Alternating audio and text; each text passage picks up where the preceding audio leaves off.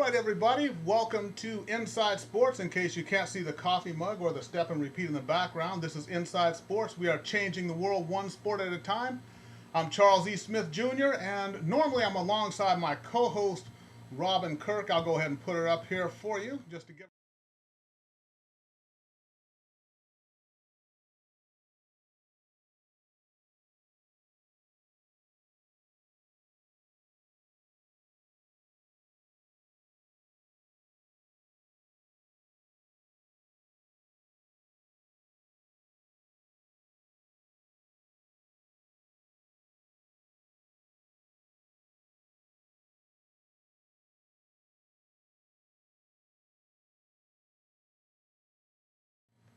Yep, life is good, Randy. And, I want to thank you for just taking the time to be at, I know your hometown of New Orleans and Hurricane Katrina. It must bring back a lot of emotional things for you. And, I just want to thank you for taking your time to hang out with Inside Sports today. Well, thank you for allowing me to talk, for allowing me to come on and talk about it because there's a lot of things that, people around America don't know about Hurricane Katrina. Okay, perfect. Now, first, let's get a little bit of your background. You did play 9 years of professional football, and then you became a wrestler. Let's talk about football just a little bit. What were the highlights of your football career? Well, my highlight of my football career, I have to say, we played championships growing up, the Super Bowl, I think of '88, and playing with John Elway, and I played with Tony Dorsett. If people don't remember, Tony Dorsett got traded to the Denver Broncos, his last year. And so that was my highlight, hanging out with Tony Dorsett and, John Elway, Carl Mecklenburg, and I made some great friends in the NFL, but also made some real great friends in the World League and also in Canadian football, because I play Canadian football also. So, just meeting the camaraderie and meeting the guys, I'm best friends, one of my best friends is Steve Atwater, and so, I miss those guys. All right, and what is other than that camaraderie? But I hear a lot of the guys when they're interviewed, they talk about the one thing they really miss is just game day. That thing of getting ready for the game. Yeah. Yeah. Yeah, you miss it. You miss it a lot because especially when I played football from the age of 5, until I was 32 years old. So it was something I did all my life. And when it was over, it was kind of hard. But thank God I had wrestling, to fall back on. And so that's true. A lot of guys get depressed. They fall into depression. Because it's something you've done all your life and you miss it. All right, now perfect. Let's go ahead and segue into wrestling. Now you grew up with one Percy Robert Miller. He's also a native of New Orleans, also known to the rest of us as Master P. He was, of course, rapper, hip hop mogul, No Limit Records. You were part of a rather special and unique wrestling group there. Talk to me about that. Yeah, we were called the No Limit Soldiers, and what happened when I used to wrestle in Japan, I was trained by a guy by the name of Brad Rickens, who trained the Road Warriors, Kurt Hennig, just a whole bunch of, Leon White, Big Van Vader. This guy trained, Jesse Ventura, and I was trained by him, and also trained in Japan. And one day, I was sitting down and I watched Rick Mysterio Jr. and Conan was talking about Rudy Who and talking about they were throwing the soldiers. So I went to P. I said, P, look, I used to wrestle. Let's do this. Let's call WCW. Let's go WCW. So I called and I talked to Macho Man Randy Savage, God bless his soul. And he brought us in and I wrestled at Big Swole in the No Limit Soldiers. And our rival was the Texas Redneck with Kurt Hennig. All right, Kurt Hennig, and also, there was Barry and Kendall Windham, who were part of the West Texas Rednecks. And, they talk about wrestling, and that must have been that had to be a lot of fun for you. Really unique thing because allegedly the West Texas Rednecks, they hated rap, and then you had you guys who were representing the rappers. So really kind of one of the unique twists that wrestling put on. It was fun, but when you went to states like Kentucky, Alabama, and Texas, when it was throwing batteries at you, it was fun. We had to get escorted out a lot of places because, people take it too serious. and we had threats, and we hit sometimes because a lot of people hate it. A lot of people hate rap. They behind us, but people didn't realize that we were all friends. I love Kurt Hennig. I love the Winter Brothers and Bobby Duncan Jr. They were all friends, and but hey, the fans took it serious. People gotta realize this is sports entertainment. It's not real. And these guys, the Texas redneck, Bobby Duncan Jr.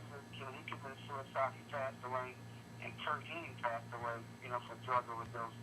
So only two of us, the Texas rednecks even exist. The other two passed away.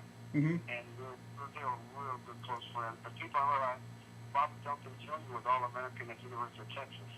And he was a great friend of mine. But Kurt Hennig, I know him when I was in Minnesota in wrestling school. And I mean, he's talking about the nicest person that you ever want to meet. And I really miss him. He's a real good friend. All right. Now, one other thing is, and that was one of the unique twists. We'll go ahead and wrap this up. But one of the unique twists was that the rappers, the West Texas Rednecks, were supposed to be bad guys, and it turned out you went into a lot of areas where the crowd was not necessarily sympathetic to you being the good guys. So it kind of put an odd twist on it. We were the bad guys, Have you ever been hit with batteries? It hurt.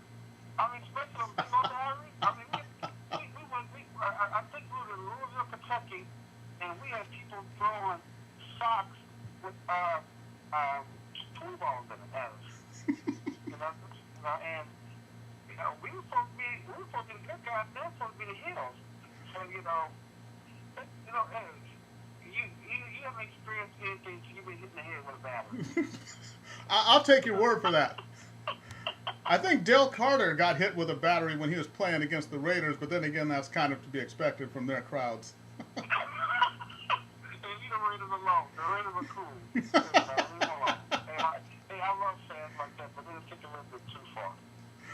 All right, so now let's go ahead and get into, this is, of course, the anniversary of Katrina, and I actually have known a couple of people who were, kind of close to the 9/11 incident, and there's a lot of us, we can't really put it into perspective as someone who actually witnessed that.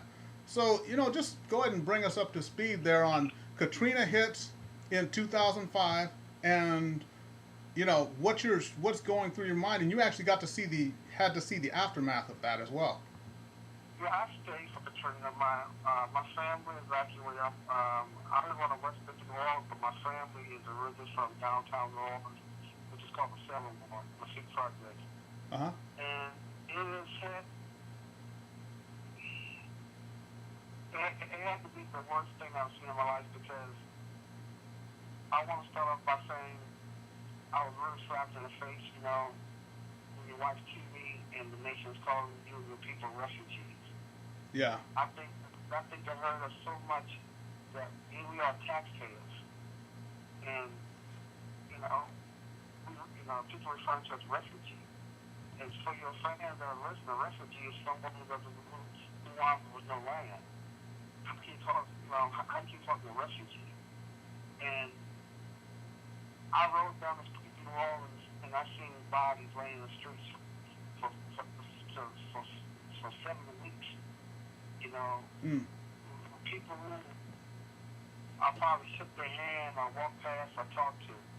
And I'm talking about thousands of bodies just lying up on I-10, bloated. Because remember, after Katrina, it was 100 degrees. Right. Yeah. And man, I watched people with no food, no water, and I watched us, I'm trying to look at my family members, and military policemen, pointing guns at me, telling me to turn around, and I'm trying to explain to them, like my grandmother, and here I am, a United States citizen, and you got the military, so he talking about they're gonna shoot me, Let's look at my grandmother. They treat us like we was trash, and I'm gonna say something that might be disturbing, and it haunts me to this day, but I can still see dogs eating people's bodies. That's how bad it was. That, because people people left their dogs behind, and so those Right. wild dogs just running the whole city of New Orleans, you know. Uh-huh. And I just can't get the picture out of my head, you know. I ran some dogs away from my body, and I never forget seeing this dog was walking down the street with a leg in his mouth, you know. Yeah. And that's the kind of stuff people don't talk about because number one, you know, and people always talk about Katrina, you know, you know, so I want to make this very clear with this bit that people turn this into a black and white issue. You know, why do so many people stay? You got to remember, today is the 29th. Am I correct? Correct. When do people get their Social Security check? On the 2nd and the 3rd. A lot of people couldn't afford to actually. That's why so many elderly people, you know, drown and stayed because people couldn't leave because they don't have. In the city of New Orleans, you got to remember, you want to evacuate, you get a credit card. You can't, you know, you want to be the plane, you know, you don't get the plane or you on a boat or something like that. At that kind of time, you had to have a credit card. People didn't have credit cards. Right. People didn't have cars and none. So it was more of a poor, rich class issue. You know, the poor and the middle class people left, the rich people, the poor people stayed. It wasn't a black issue, it wasn't a white issue, it was an economic issue. You know, you could afford to leave and left. That's why you look at videos, you see some of the elderly people staying from Katrina because they're waiting for their Social Security checks. Exactly. And people don't realize that, you know? And it was so much stuff, and people always talk about people, and I would say something I might get in trouble for saying, but you know who's doing all the looting in New Orleans? Who? You really want to know who? NOPD. Policemen. The police are looting more than people, you know, the citizens of New Orleans. And that video of policemen in Walmart looting with citizens. You know, I don't know if you know, but there's a car dealership called, you know, down here, the Cadillac dealership. All the cars were stolen by NOPD officers. They were wound up in Houston, Texas, and Dallas. You know, but people don't know that kind of stuff. You know, where it's all, you know, people in Katrina, people in New Orleans, you know, we're refugees and all. We know refugees. I'm a taxpaying citizen. I pay state taxes. I pay property taxes. I own my own home. You know, my daughter goes to private school. I pay taxes. Right. You know, and I think that was the biggest slap in the face when people call us refugees and everybody's looting. You know, let's keep this real. You know, if you want to talk about the real looters, you know, go talk to NOPD. You know, I mean, I know friends of mine personally who I know that are, you know, cops that now have Rolex watches, you know, platinum TVs, you know, all this fancy stuff they can't afford on their regular salary. You know, keep it real. You know, and this is the kind of stuff people don't want to talk about. You know, like I say, I had military point rifles at me because I wanted to go, you know, get my family members. And this guy told me, sir, I will shoot you if you take one more step. Now, I'm 6'7", you know, 300 pounds. I'm a big brother. You know? But, you know, you come down the sides and you got the AK-47 pointing in your face, especially 12 or 13 of them. Right. Well, one thing is I'm sorry, go ahead. when it comes to shooting, if you're big, that just makes you a bigger target, you know? You are so right. You know, and you are so right. And today is a sad day in New Orleans. And, you know, a lot of people try to compare, you know, Katrina to 9/11. And I was talking to a friend of mine in New York. I said, well, I have family members that haven't came back. You got to remember, I lost everything. I have no yearbook.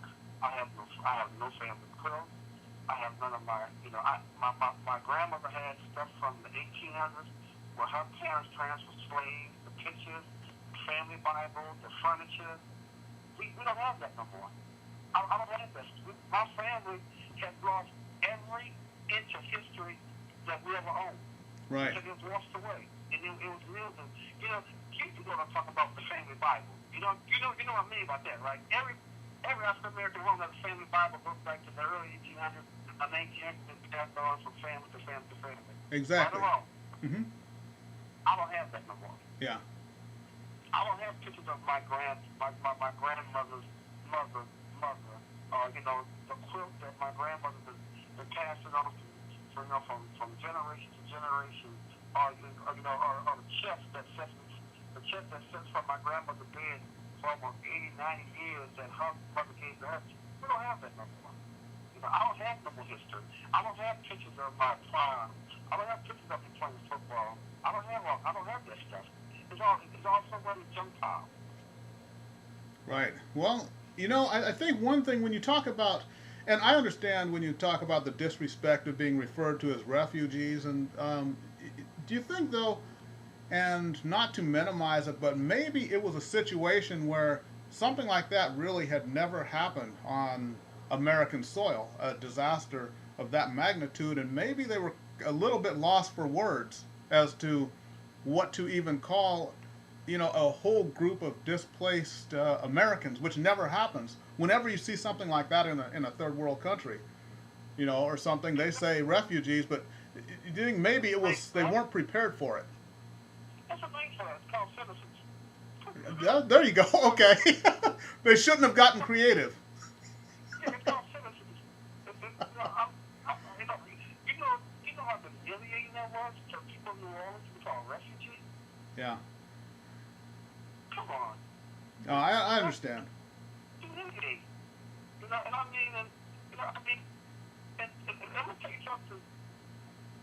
The people in Vermont, and North Carolina, we just had the storm yesterday. FEMA's already on the ground helping them. Tell FEMA come see me, because I had 6 feet of water in my house and I haven't got a dime for FEMA. Yeah. Okay, I have to use my retirement money to build my home. So if FEMA, if anybody can tell FEMA come give me some money, and it's been 6 years, come help me out, because I need it. And there's people, there's parts in New Orleans, okay, you watch the Saints play, yeah, the city looks good, but go into the hood. We're going to the hood. It was like Hurricane Katrina just hit yesterday. Right. Yeah, that's true. Well, it was $60 billion in actually insured losses during Katrina.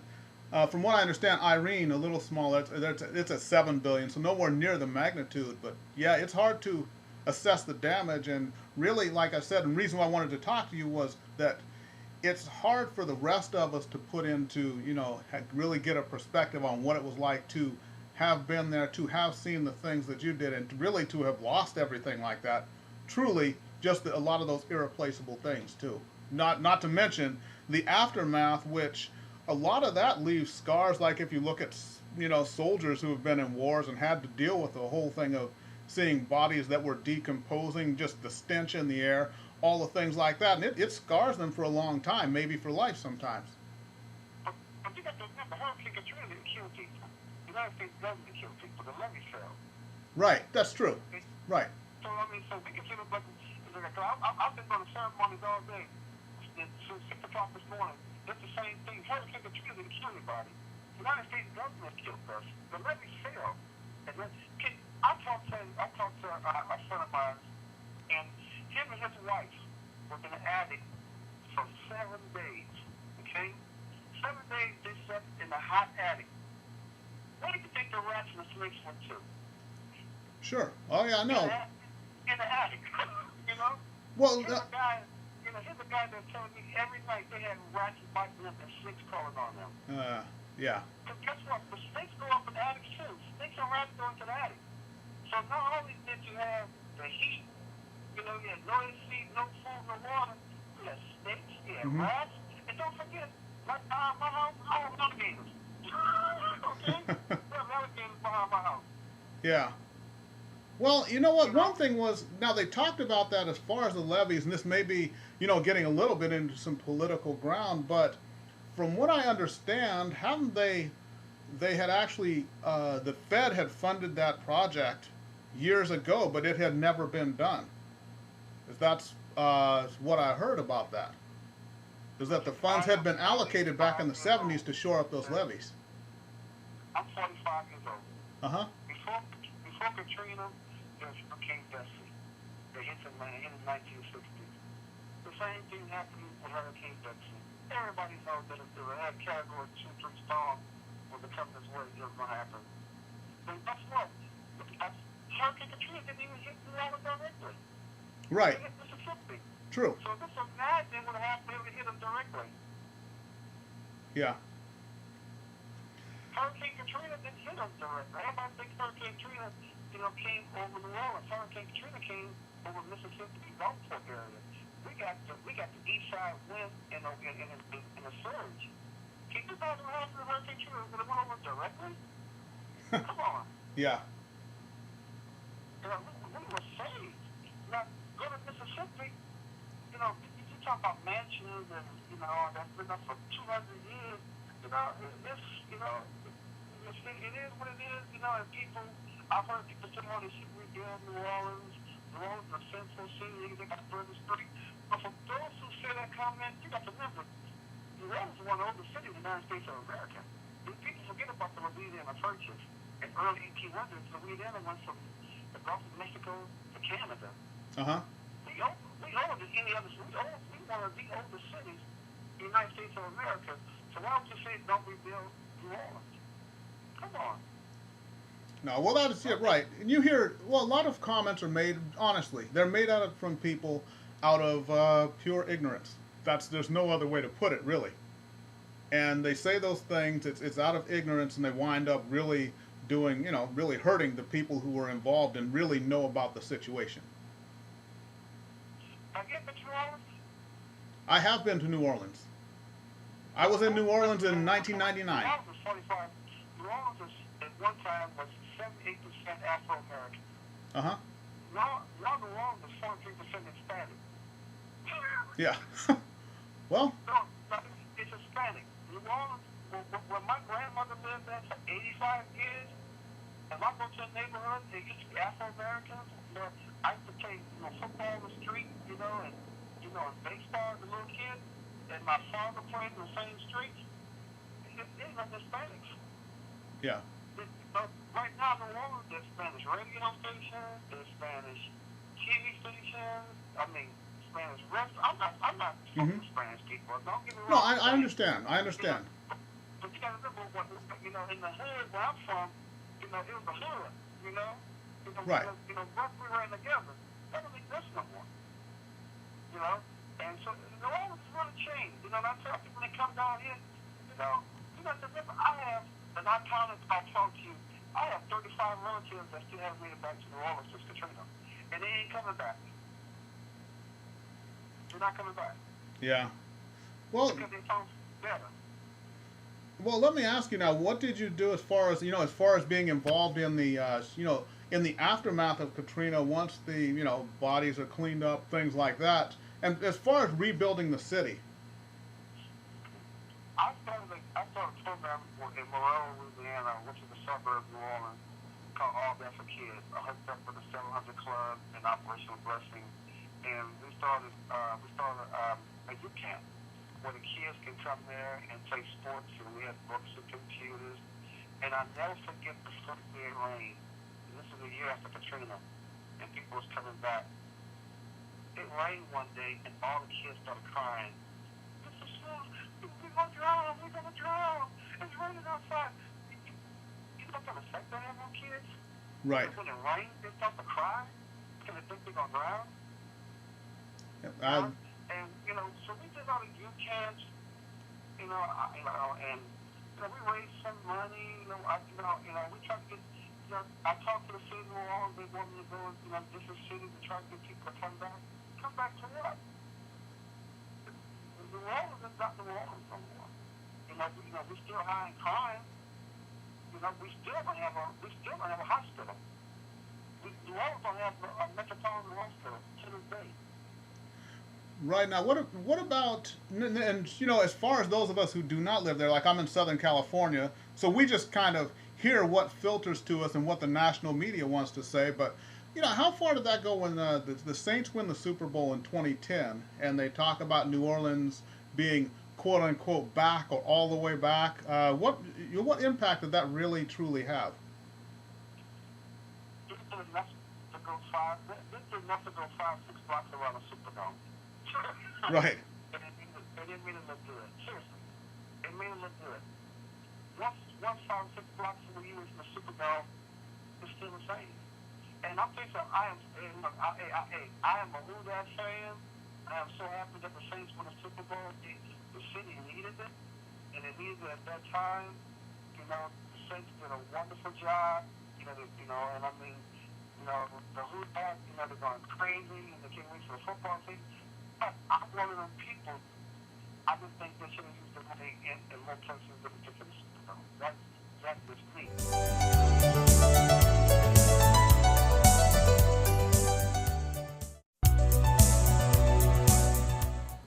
You can rent a two-bedroom home for $300, $400. Uh-huh.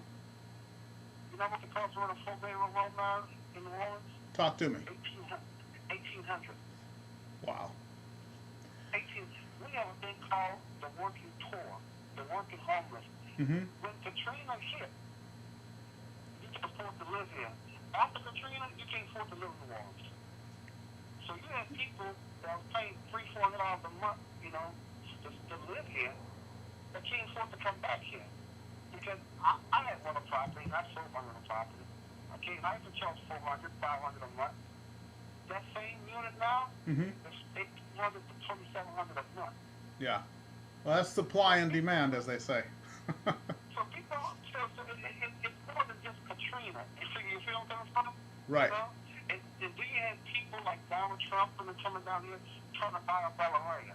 You have to remember, the lower ninth ward where it really hit at is prime, industrial property. And, and it's black folks. People want to try to buy their homes and they refuse to sell and ain't nothing but slabs and grass out there now. And, yeah. We have good people come down here to help, This other movie star, I forgot the guy's name. He was married to Angelina Jolie. Brad Pitt. Brad Pitt has done more for the city than anybody else done in the city, ever city. Brad Pitt put his money where it's at. That guy has done more for the city, building homes out of his pocket than anybody I've ever seen in my life. He's done more for the city of New Orleans than the government. All right, well, that's good. Props to Mr. Pitt, and I really appreciate you mentioning that because we, like I said, those of us not directly involved, we just hear what filters out. And that's why I really wanted to have you on today to get your perspective from someone who was there and has a connection to it. So we're just about out of time here. I do want to thank you for coming on. Now, one other thing, I just have an NFL question for you.